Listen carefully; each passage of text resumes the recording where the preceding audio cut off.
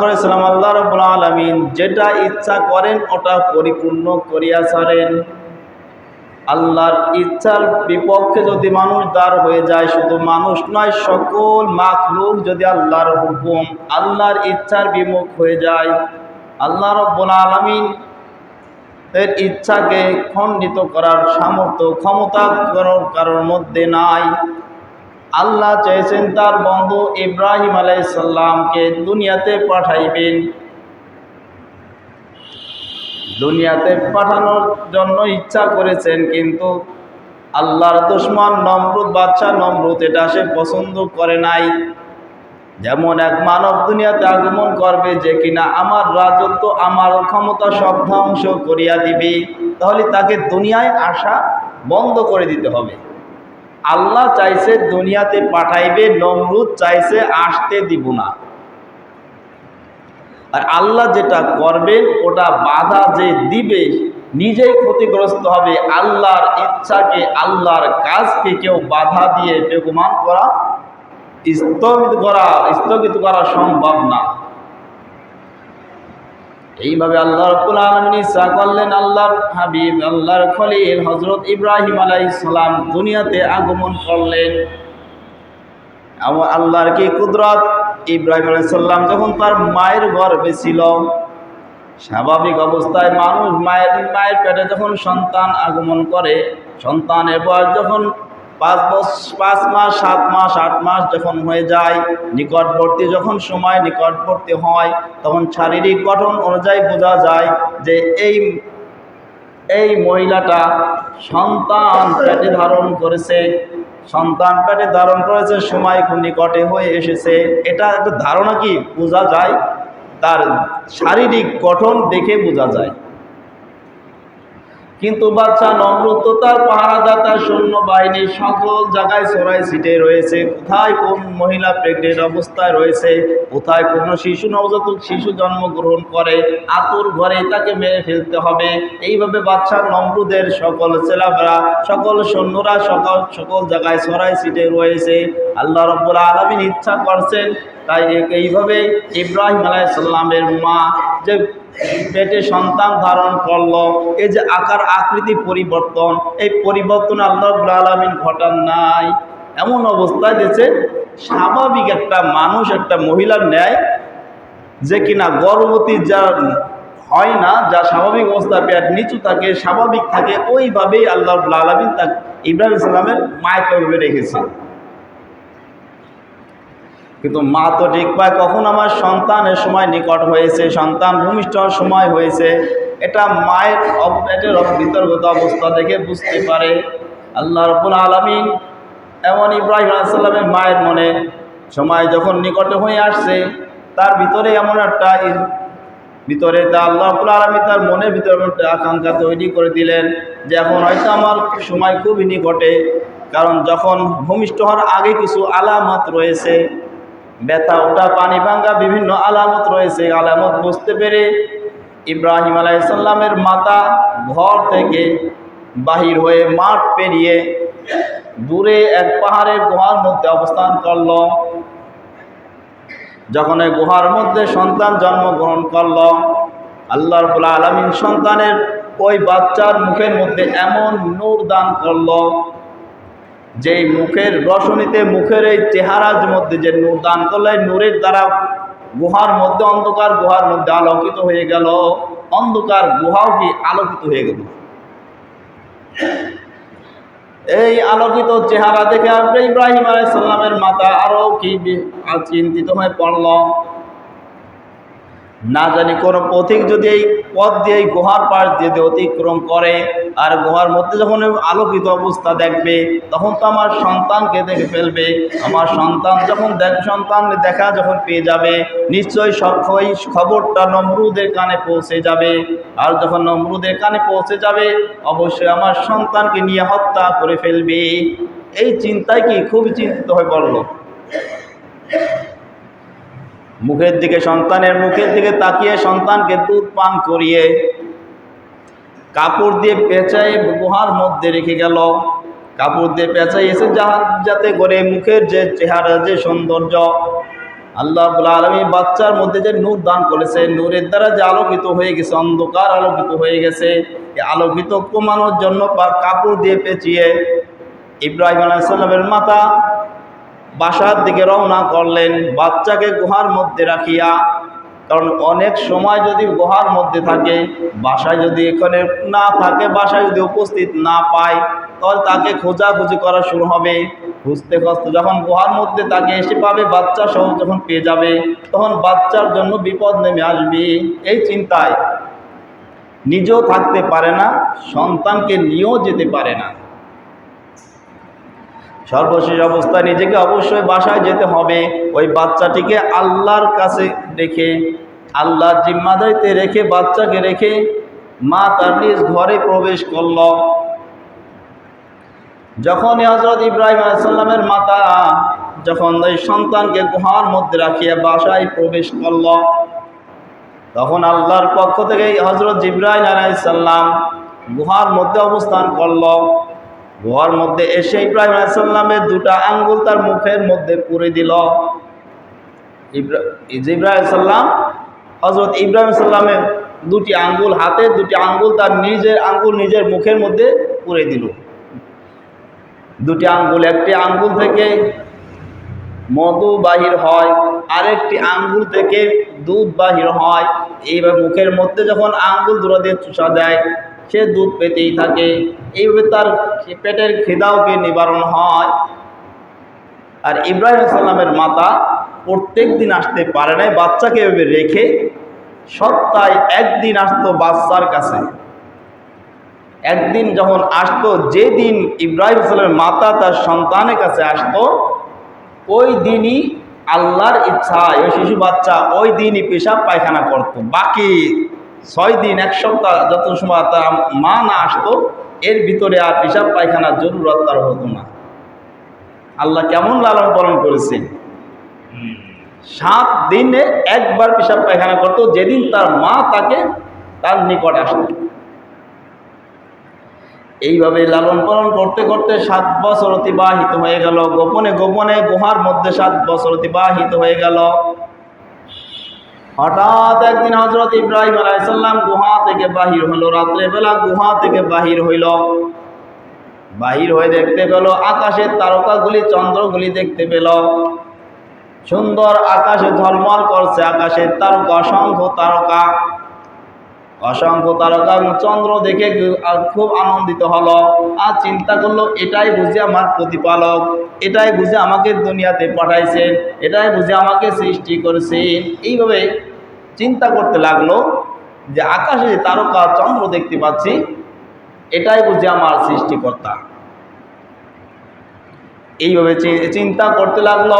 চিন্তা করতে করতে যখন ভোর রাতে শুরু হয়ে গেল, তখন দেখলো আকাশের তারকাগুলি সব ডুবে গেল, স্তম্ভিত হয়ে গেল। চন্দ্র ডুবে গেল, সব যাহা কিছু দেখলাম সব উধাও হয়ে গেল। আবার নতুন করে পূর্ব দিগন্ত থেকে সূর্য উদিত হলো। রাত্রেবেলা দেখলো আকাশের তারকা চন্দ্র, মনে করলো এটাই বুঝি আমার প্রতিপালক। যখন এটা ডুবে গেল, চিন্তা করলো, না, প্রতিপালক তো এখন আছে, এখন নাই, এই আছে সেই নাই, এটা তো হতে পারে না, তাহলে এটা অবশ্যই আমার প্রতিপালক না। সকালবেলা যখন পূর্ব দিগন্তে সূর্য উদিত হলো, সূর্য দেখে মনে মনে চিন্তা করলো, এটাই বুঝি আমার প্রভু। আবার সন্ধ্যা যখন হলো, সূর্য ডুবে গেল, চিন্তা করলো, না, এটাও তো আমার প্রভু হতে পারে না। প্রভু এখন থাকবে, একটু পরে থাকবে না, এটা তো হবে না। সৃষ্টিকর্তা যিনি আমাকে সৃষ্টি করেছেন, তিনি তো সর্বসময় সব সময় তিনি থাকবেন। তবে চন্দ্র আমার প্রভু নয়, তারকা আমার প্রভু নয়, সূর্য আমার প্রভু হতে পারে না। আমার প্রভু যদি আমাকে সঠিক পথের সন্ধান না দেয়, তা কশ্চিনকালেও সঠিক পথের সন্ধান আমার পাওয়া ক্ষমতা নাই। এইভাবে কি নিজে নিজে চিন্তা করতে লাগলো। এবং 7 বছর এইভাবে অতিবাহিত হওয়ার পর, এরপর যখন ওই গুহা থেকে লোকালয়ে চলে গেল তার মায়ের সঙ্গে, লোকালয়ে গিয়ে ওখানে বসবাস শুরু করলো। ওখানে গিয়ে দেখে মানুষ সকলে কি মূর্তি পূজা করে, আল্লাহর সাথে শিরক করে, আল্লাহর ইবাদত বন্দেগী বাদ দিয়ে যে আল্লাহ সৃষ্টি করছেন তাকে বাদ দিয়ে মানুষ নিজেরা হাতে তৈরি করে মূর্তি পূজা করে, সেই মূর্তিকে খোদা বানিয়ে পূজা করে। আবার মূর্তির থেকে বড় খোদা হচ্ছে বাদশাহ নমরুদ, কারণ মূর্তিগুলাকে বলা হয় বাদশাহ নমরুদের সহকারী। মূর্তি পূজা করলে বাদশাহ নমরুদ বলে এটা আমারই পূজা করা হয়, কারণ বাদশাহ নমরুদ মূর্তি পূজার কাজে উৎসাহিত করতো, কারণ ওরা আমার সহকারী, ওদের পূজা করা মানে আমার পূজা করা। তোমরা মূর্তি পূজাও বেশি বেশি করে করো আর আমাকে খোদা বলে স্বীকার করো। খালি মূর্তি পূজা করলেই হবে না, তাকে খোদা বলে স্বীকারও করতে হবে। খোদা বলে যে নমরুদকে স্বীকার করার পর মূর্তি পূজা করত, ওই ইবাদতটা বাদশাহ নমরুদ মনে করত এটাই আমার জন্য ইবাদত, এটাই আমার হুকুম, আমার জন্য কি আমার দাসত্ব করছে, এটাই কি সে আমার বান্দা। নিজেকে রব মনে করছে, প্রভু মনে করছে। যে স্বীকার করতো না তাকে তো মেরে ফেলা হতো। ইব্রাহিম আলাইহিস সালাম যখন ওই শিশু অবস্থায় মানুষকে এইভাবে গুনার মধ্যে নিমজ্জিত দেখতে পেল, খুব মনে মনে কষ্ট পেতে লাগলো। মানুষ সত্যর সন্ধান বাদ দিয়ে কি মিথ্যার মধ্যে ডুবে রইল। যে আল্লাহ সৃষ্টি করছেন, যে আল্লাহ আমাদেরকে সৃষ্টি করলেন, তার ইবাদত বাদ দিয়ে নিজেরা হাতে তৈরি করে তাকে মূর্তি পূজা, মূর্তি বানিয়ে, ওকে খোদা বানিয়ে মূর্তি পূজা শুরু করলো। এই নিয়ে খুব মনে মনে ব্যথিত। আর মানুষের দ্বারে দ্বারে তাওহীদের দাওয়াত, যে মূর্তির কোনো ক্ষমতা নাই, ওটা প্রভু হতে পারে না, প্রভু তো তিনি যিনি আমাদেরকে সৃষ্টি করছেন। কিন্তু মানুষ তার এই কথা কেউ গ্রহণ করলো না। কয়েক বছর এইভাবে মানুষের শিশু অবস্থায় কয়েক বছর মানুষের দ্বারে দ্বারে এইভাবে তাওহীদের দাওয়াত দিতে লাগলো। কেন মানুষ তার দাওয়াতকে গ্রহণ করলো না। তার পরবর্তী ধাপে চিন্তা করলো, না এইভাবে ইজমালিভাবে দাওয়াত দিলে হবে না, ইনফিরাদিভাবে অর্থাৎ ব্যক্তিগতভাবে একাকীভাবে এক একজনকে আলাদা আলাদা বোঝাই, দেখি কেউ মূর্তি পূজা থেকে ফিরে আসে কিনা, বাদশাহ নমরুদকে খোদা স্বীকার করতে অস্বীকার করতে রাজি হয় কিনা। এইভাবে একাকীভাবে মানুষকে বোঝাইতে লাগলো যে বাদশাহ নমরুদ কখনো খোদা হতে পারে না, প্রভু হতে পারে না। কারণ ওই বাদশাহ নমরুদেরও একজন প্রতিপালক রয়েছে, যিনি বাদশাহ নমরুদকে বানাইছেন, যিনি আমাকে বানাইছেন, যিনি আসমান বানাইছেন, জমিন সৃষ্টি করছেন, যিনি আকাশের তারকা সৃষ্টি করছেন, তিনিই তো আমাদের প্রভু। কারণ বাদশাহ নমরুদ তিনি একজন মানুষ, আমরা একজন মানুষ। বাদশাহ নমরুদ যেভাবে দুনিয়াতে আসছেন, মায়ের পেট দিয়ে, মায়ের পেট থেকে দুনিয়াতে আগমন করছে, আমরাও ওইভাবে দুনিয়াতে আগমন করছি। তাহলে সে কিভাবে একজন খোদা হতে পারে? তার আগেও মানুষ রয়েছে, এসেছে, তারপরেও মানুষ আসতেছে। কিন্তু তারপর এই কথা কেউ গ্রহণ করলো না, তাওহীদের দাওয়াত কেউ গ্রহণ করলো না। এইভাবে ইব্রাহিম আলাইহিস সালাম তার পিতাকে লক্ষ্য করে বলতে লাগলো, হে পিতা, আপনার প্রভুকে, আপনার সৃষ্টিকর্তাকে। ইব্রাহিম সালামের পিতা আজর জবাব দিল, আমার প্রভু হচ্ছে, আমার সৃষ্টিকর্তা হচ্ছে বাদশাহ নমরুদ। পিতা উত্তর দিল বাদশাহ নমরুদ। আর ইব্রাহিম সালাম বলছেন বাদশাহ নমরুদের পিতা, তার প্রতিপালককে? বলছে বাদশাহ নমরুদে কোনো প্রতিপালক নাই, তিনিই তো একজন খোদা। ইব্রাহিম সালাম বলছেন, না, আমি স্পষ্ট দেখতে পাচ্ছি তোমরা, শুধু তুমি নয়, তোমার জাতি সহ গুমরাহির মধ্যে রয়েছে, পথভ্রষ্টের মধ্যে ডুবে রয়েছে। ওয়াইদ ক্বালা ইব্রাহিমু লিআবিহি আযার, হযরত ইব্রাহিম আলাইহিস সালাম তার পিতাকে বলল, আতাত্তাখিযু আসনামান আলিহা, আপনারা যে মূর্তি পূজা করছেন, যার ইবাদত বন্দেগী করছেন, ইন্নী আরাকা কওমাকা ফি দালালিম মুবিন, নিশ্চয় আমি অবশ্যই দেখতে পাচ্ছি আপনি আপনার বল সহ, গোষ্ঠী সহ, জাতি সহ কি আছেন, পথভ্রষ্টতার মধ্যে, গোমরাহির মধ্যে ডুবে রয়েছেন। অবশ্যই দেখতে পাচ্ছি আপনারা স্পষ্ট গোমরাহির মধ্যে রয়েছেন। কে কার বালকের কথা কে তার পিতাও গ্রহণ করে না, গ্রামবাসীও গ্রহণ করে না। গ্রহণ করুক বা না করুক, তাওহীদের দাওয়াত তার বন্ধ হয় না। তখনকার যুগে তাদের ধর্মীয় অনুষ্ঠান হিসেবে দুইটা মেলা হতো। এই মেলাটাকে তারা ধর্মীয় একটা ভালো কাজ হিসেবে তারা গ্রহণ করেছে। কাজটা যদিও গুনার কাজ, কিন্তু তাদের কাছে একটা নেককার সবের কাজ বলে মনে করত। এই মেলার মধ্যে বছরে দুইটা মেলা হতো। এই মেলার মধ্যে অবশ্যই প্রত্যেকেই একদিন অবস্থান করা লাগবে, অবশ্যই প্রত্যেকের একদিন অবস্থান করা লাগবে, কমপক্ষে একদিন। 3 দিন না পারুক, কমপক্ষে একদিন ওখানে অবস্থান করতে হবে। যেইভাবে অবস্থান করুক না কেন, ওখানে গিয়ে নাচ গান করুক, ওখানে গিয়ে ব্যবসা বাণিজ্য করুক, ওখানে গিয়ে বসে বসে সময় কাটিয়ে আসুক, সমস্যা নাই, কিন্তু ওখানে অবস্থান করতে হবে। এইভাবে যখন মেলার সময় নিকটে চলে আসলো, ইব্রাহিম আলাইহিস সালাম যখন গুহা থেকে পর্বতে আসলো, এভাবে 3 বছর অতিবাহিত হয়ে গেল। 3 বছরের মাথায় যখন এই মেলার সময় নিকটে আসলো, যারা ব্যবসা বাণিজ্য করে মেলার মধ্যে, তারা ব্যবসার সামগ্রী সংগ্রহের কাজে ব্যস্ত রয়েছে। যারা গান বাদ্য নিয়ে ব্যস্ত থাকে, তারা গান বাদ্যর মহড়া নিয়ে তারা ব্যস্ত। যে কাজ করবে মেলার মধ্যে সেই কাজের মধ্যে ব্যস্ত, নতুন নতুন পোশাক তৈরিতে ব্যস্ত। এইভাবে প্রত্যেকে একটা আনন্দের সঙ্গে ওই মেলার জন্য, উপভোগ করার জন্য ব্যস্তর মধ্যে কাটিয়ে দিল। কাটতে কাটতে হঠাৎ মেলার সময় হয়ে আসলো। সকলে মেলার জন্য উপস্থিত হয়ে রওনা করলো।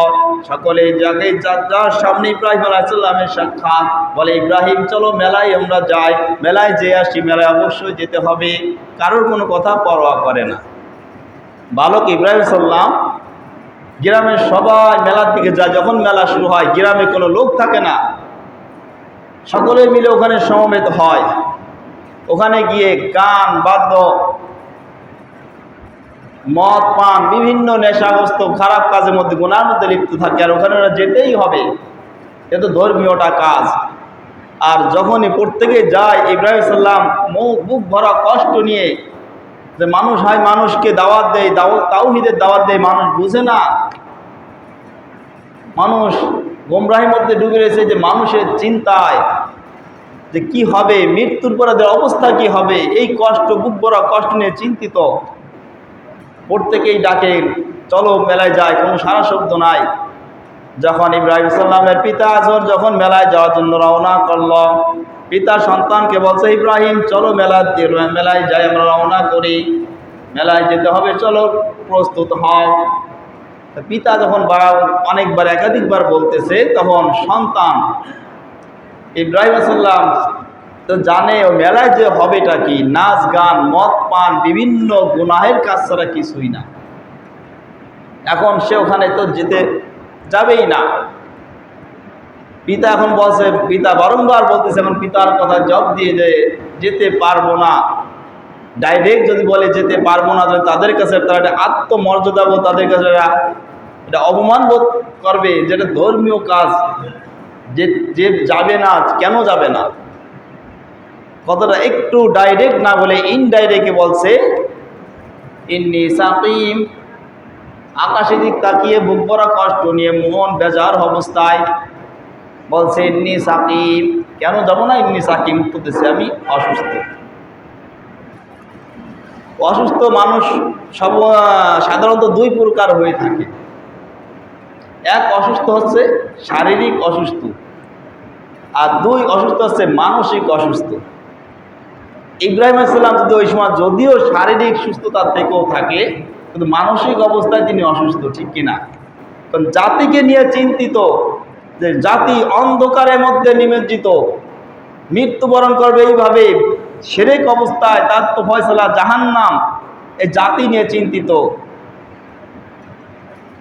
কিন্তু উনি যাবো না, যেতে পারবো না তা বলে নাই, শুধু বলছে আমি অসুস্থ।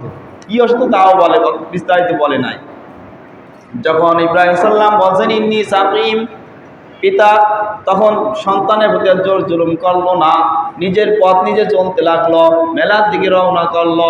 সকলে যখন মেলার দিকে চলে গেল, গ্রাম মহল্লা যখন ফাঁকা হয়ে গেল, ইব্রাহিম আলাইহিস সালাম এইবার সুযোগ পেয়ে হাতে একটা কুড়াল নিয়ে মন্দিরের দিকে রওনা করলো, যেখানে 360টি মূর্তি রাখা হয়েছে, ওখানে পূজা করা হতো।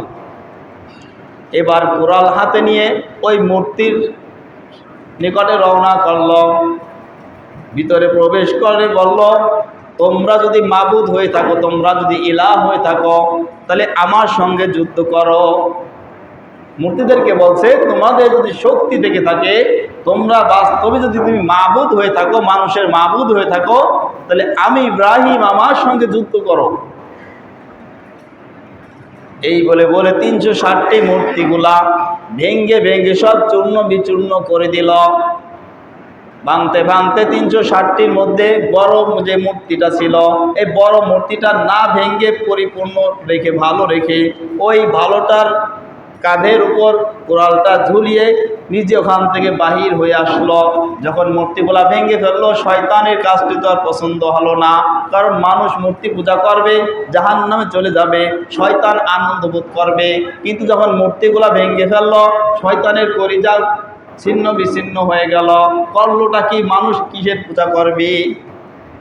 শয়তানের তৎপরতায় খবর আর গোপন থাকলো না। মেলার খবর ওখানে পৌঁছে গেল যে 360টি মূর্তিগুলা ভেঙ্গে সব চূর্ণ বিচূর্ণ করে করতেছে। সকলে শুনে অবাক। এইবার যখন মূর্তিগুলা ভেঙ্গে একটি মূর্তির গাড়ে কোরাল ঝুলিয়ে চলে গেল, শয়তানের তৎপরতায় মেলার মধ্যে খবর পৌঁছে গেল। সকলে হাই হুতাশ করতে করতে, আরে আমাদের মাবুদগুলো ভেঙ্গে চূর্ণ বিচূর্ণ করে দিয়েছে, তাদের কলিজা ছিঁড়ে খান হয়ে গেছে, কষ্টে তাদের আর অস্থিরতা বেড়ে গেছে। সব মেলার কাজ ছেড়ে সকলেই চলে আসলো। কাজটি কে করতে পারে, এই নিয়ে চিন্তিত। এমন বিপজ্জনক কাজ, মাবুদের উপর যাদের আমরা পূজা করি তাদের সাথে এই বেয়াদবমূলক কে কাজ করলো, এমন জঘন্য কাজ করলোটা কি? কিন্তু যাদের কাছে ইব্রাহিম আলাইহিস সালাম তাওহীদের দাওয়াত দিত যে মূর্তি পূজা করো না, ওদের কোনো ক্ষমতা নাই, তারা সন্দেহ করছে এই কাজটা একমাত্র ইব্রাহিমেরই কাজ। কারণ সে ছাড়া কেউ ওই মূর্তি পূজা কাজে বাধা দিত না, কেউ এর বিপক্ষ দাওয়াত দিত না। একমাত্র ওই ব্যক্তি, ওই ছেলেটাই মূর্তি বিরোধিতা করত, মূর্তি পূজা থেকে আমাদেরকে ফিরানোর জন্য অনেক চেষ্টা করছে। নিশ্চয়ই এটা ওটারই কাজ।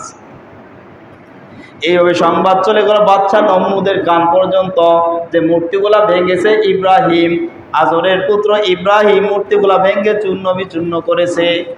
এইবার ইব্রাহিম আলাইহিস সালামকে নমরুদের দরবারে ডাকা হলো। জিজ্ঞাসা করা হলো, ইব্রাহিম, আমরা সকলে যখন মেলায় গেছি একটা ধর্মীয় কাজে, তুমি যাও নাই, তুমি ছিলা এখানে, তাহলে মূর্তিগুলা ভাঙছে কে? তখন বলছে বাদশা নমরুদ, আমার কাছে কেন জিজ্ঞাসা করেন? মূর্তিগুলাই মারামারি করে একজনে মেরে ফেলেছে। মূর্তিগুলা কি করছে? একজন আর একজনের সঙ্গে মারামারি করছে। মারামারি করে আহত হয়ে বড়টা বাইসে রয়েছে, বাকিগুলা মারা গেছে। এটাই সম্ভব নাকি? কি কও, মূর্তি কি নড়াচড়া করতে পারে নাকি? তা বলতে মূর্তি যদি নড়তে না পারে, মূর্তি যদি কিছু করতে না পারে, মূর্তি যদি ভেঙে ফেলে, যদি প্রতিবাদ না করতে পারে, তার পূজা কেন করেন? ডাইরেক্ট বলে নাই ভাঙ্গি নাই, তাও বলে নাই ভাঙছি, স্বীকারও করে নাই, যুক্তি পেশ করছে। যুক্তিতে বুঝে নিয়েছে কাজটা নিশ্চয়ই ইব্রাহিম করেছে। বাচ্চা নমরুদ রাগান্বিত হয়ে তাকে জেলখানায় পাঠায় দেওয়া হলো, কয়েদখানা তাকে রাখা হলো। এইবার পরিষদবর্গ সকল মান্যগণ্য ব্যক্তিদেরকে নিয়ে মজলিস তৈরি করলো। এই অপরাধের শাস্তি কি হতে পারে? কেউ বললো তাকে মৃত্যুদণ্ড দেওয়া হোক, কেউ বললো তাকে ঝুলিয়ে মৃত্যুদণ্ড দেওয়া হোক, কেউ বললো না, তাকে কঠিন অবস্থায় আগুনে পুড়িয়ে তাকে হত্যা করা হোক। এক একজনে এক এক মত দিল। কিন্তু বাদশা নমরুদের কাছে তৃতীয় ব্যক্তি যে আগুনে পুড়িয়ে মারার জন্য যে পরামর্শ দিল, এটাই বাদশা নমরুদের কাছে পছন্দ হলো। এবার বাদশা নমরুদ আগুনে পুড়ে মারার জন্য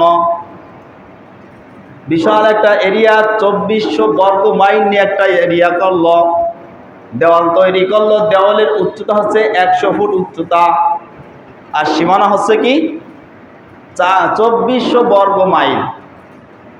যাই তাই কথা না, 2400 বর্গ মাইল যদি 4 ভাগের 1 ভাগ করা হয়, তাহলে হয় 6 মাইল। আর 6 মাইলের কিলো আসে হলো 9 কিলো। এখান থেকে 9 কিলো পূর্ব, 9 কিলো পশ্চিম, 9 কিলো উত্তর, 9 কিলো দক্ষিণ, এইটুক এরিয়া নিয়ে কি বিশাল একটা এরিয়া বাউন্ডারি করলো। হাজার হাজার টনে টন কাঠ, শুকনা কাঠ সংগ্রহ করলো। সংক্ষেপে কথা শেষ করে দিই। সংগ্রহ করার পর ওখানে মাসকে মাস এবং কাঠ সংগ্রহ করে এরপরে ওখানে আগুন জ্বালিয়ে দেওয়া হলো। আগুন জ্বালিয়ে দেওয়া হলো। আগুন জ্বালানোর পর এবার ইব্রাহিম আলাইহিস সালামকে আগুনে ফেলার জন্য প্রস্তুতি নেওয়া হচ্ছে। ইব্রাহিম আলাইহিস সালাম কোনো চিন্তা নাই, আল্লাহর দরবারে ফরিয়াদ করল, লা ইলাহা ইল্লা আনতা সুবহানাক লাকাল হামদু ওয়া লাকাল মুলক লা শারীকা লাক। হে আল্লাহ, আসমানে আল্লাহ আপনি, লা শারীকা লাক, আসমানে আপনি একা, জমিনে আমি একা। আসমানও কি আল্লাহ বলেন, আসমানে একা। আল্লাহুম্মা ইন্নাকা ফিস সামা, হে আল্লাহ আসমানে আপনি একা। ওয়াহিদ ওয়া আনা ফিল আরদ, এই জমিনে আমি ইব্রাহিম আমি একা। ওয়া আনা আবুদু, আমি আপনার ইবাদত করি, আমি আপনার দাসত্ব করি। তাহলে আসমানে আপনি একা, জমিনে আমি একাই আপনার ইবাদত বন্দেগী করি। আর এই বাচ্চা নমরুদ আমাকে আগুনে ফেলতেছে, তা আগুনের কোনো ক্ষমতা নাই। তুমি যদি আমার সহযোগিতা করো, দুনিয়ার কোনো বিপদ আমাকে গ্রাস করতে পারবে না। কোনো ভয় তার মধ্যে নাই, সে জানে আমার আল্লাহ আমাকে বাঁচাইবে। যখন আগুনে নিক্ষেপ করার জন্য চেষ্টা করে, তাকে হাত পা বাঁধা হলো। যখন আগুনে ফেলবে, যে আগুন তারা তৈরি করলো, আগুনের ধার কাছেও তারা যেতে পারছে না। যখন ধারের কাছে যখন যেতে পারছে না, তখন কি হয়ে তাকে আগুনের মধ্যে তাকে ফেলানো হবে। এবার চিন্তিত হয়ে পড়লো যে আমরা যে আগুন জ্বালাইলাম, প্রজ্বলিত করলাম, যে আগুনের কাছে আমরাই যেতে পারতেছি না, তো তারা কীভাবে, তাকে কীভাবে ফেলাইবে। এবার পরামর্শ করে একটা চরক গাছ তৈরি করলো, যে চরক গাছ একটা তৈরি করা হোক, 400 রশি দ্বারা চরক গাছ তৈরি করা হলো। এই চরক গাছে তাকে হাত পা বেঁধে চরক গাছে বসানো হলো। কথা সংক্ষেপে শেষ করে দিই 2 মিনিটের মধ্যে। বসানোর পরে এবার চরক গাছে বসাইয়ে গুল্লি দেবে, জোরে গুল্লি দিয়ে ছেড়ে দিলেই ছিটকে গিয়ে আগুনের মধ্যে পড়বে। কিন্তু আল্লাহর খেলা, যখন চরক গাছ তৈরি করে হাত পা বেঁধে চরকের উপর তখন বসানো হলো। এইবার সকলে মিলে চরক যখন টানা শুরু করলো, চরক আর ঘুরতেছে না, যেটা স্বাভাবিক অবস্থায় ঘুরছে। কিন্তু যখন ইব্রাহিম সাল্লামকে চরকের উপর বসাইছে, সকলে মিলে টেনেও একটু নড়াইতে পারতেছে না। মানুষের চর্ম চক্ষু দিয়ে সব কিছু দেখা সম্ভব, যদি আল্লাহ না দেখায়। কারণ এটা তো দুনিয়াবি বাহ্যিক দৃষ্টি দেখা যায়, কিন্তু বাকিগুলো তো আল্লাহ সব কিছু গোপন রেখেছে। যেমন শয়তানকে আমরা দেখতে পাই না, জিন জাতিকে আমরা দেখতে পাই না, জিন আমাদেরকে দেখতে পারে। কবরের আযাব আমরা শুনতেও পাই না, দেখতেও পাই না, কিন্তু পশু পাখি ঠিক পায় কোন কবরে জাহান্নামের আগুন চলতেছে, কোন কবরে আযাব হইতেছে। এটা পশু পাখি গরু ছাগল ঠিক পায়, মানুষ এটা বুঝতে পারে না। এবার চরক যখন ঘুরে না, সবাই চিন্তিত হয়ে পড়ল, আর সাথে সাথে ইবলিস শয়তানও চিন্তিত হয়ে পড়ল।